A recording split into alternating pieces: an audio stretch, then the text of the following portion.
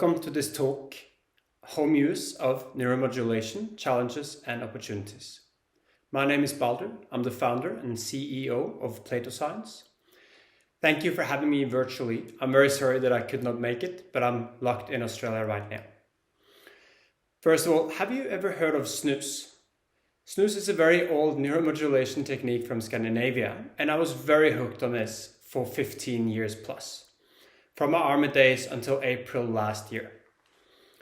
To get off it, I used another neuromodulation technique called TES, Transcranial electrical stimulation, to get rid of that awful habit of mine. And I have not wanted snooze ever again. I'm sure you're all familiar with the concept of TES and the two main subtypes, TDCS and TACS.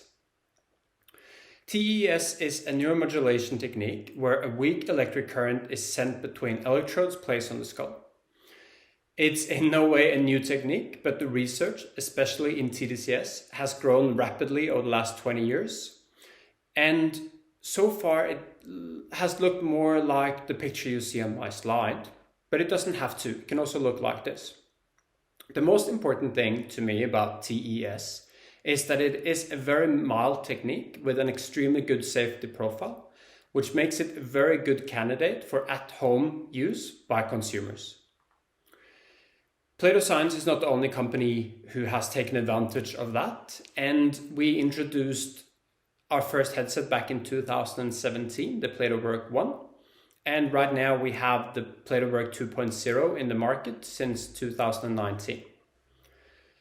PlatoWork is a 3-electrode TDCS headset. It is controlled by an app. It has fully cloud-based data transfer. It is rechargeable, and it has a Class 1 medical approval in the EU.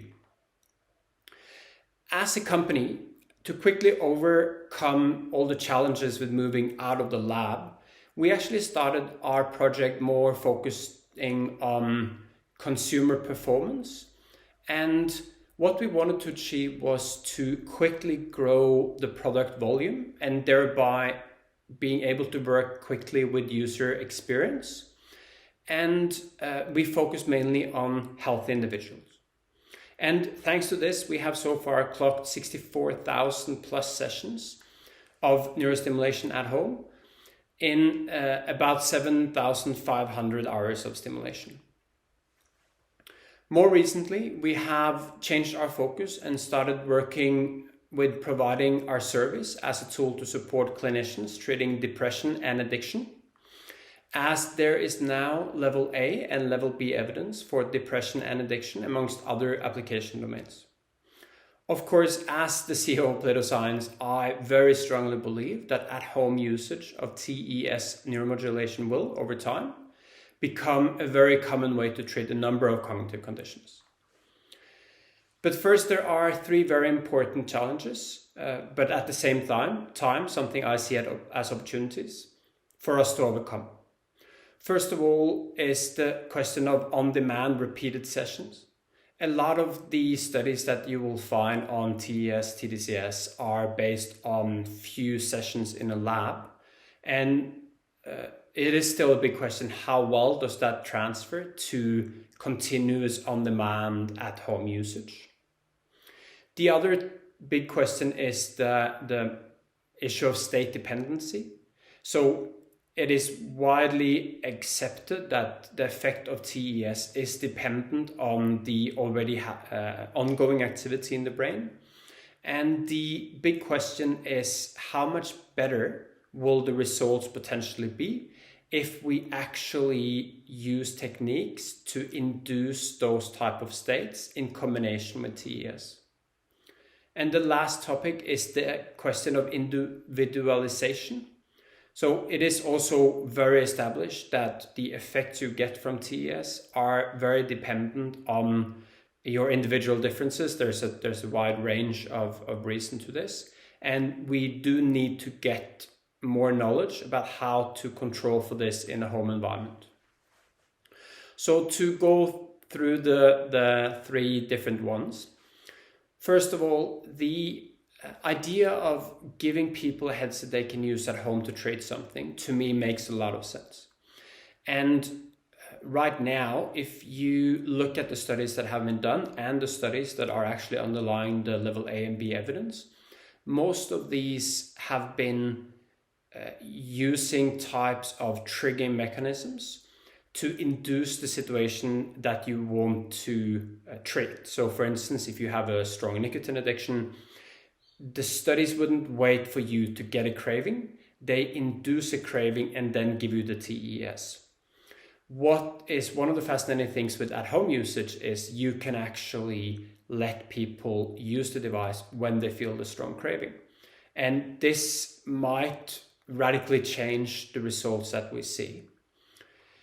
The other thing is the state dependentness, or the state dependency.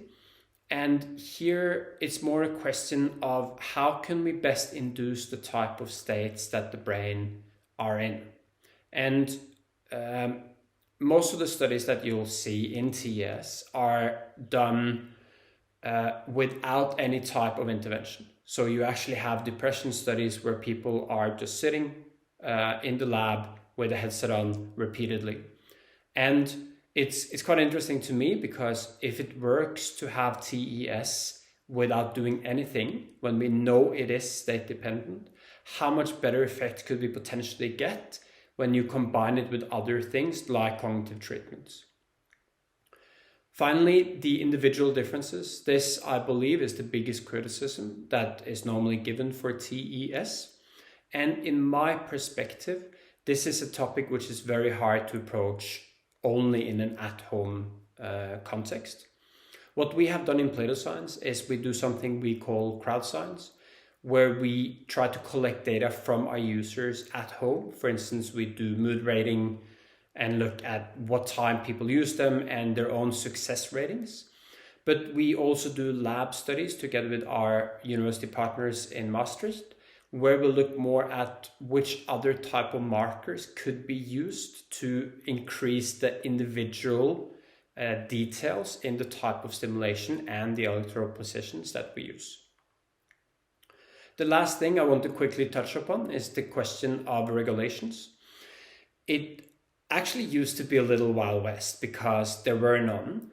Luckily, with the introduction of the MDR in Europe, it's now classified as a medical device, which we very much welcome, and we are very excited to see that other markets are following the same lines of thinking as the European regulations have. That was all from me today. Thank you so much for listening, and please reach out to me if you want any further information. Thank you very much.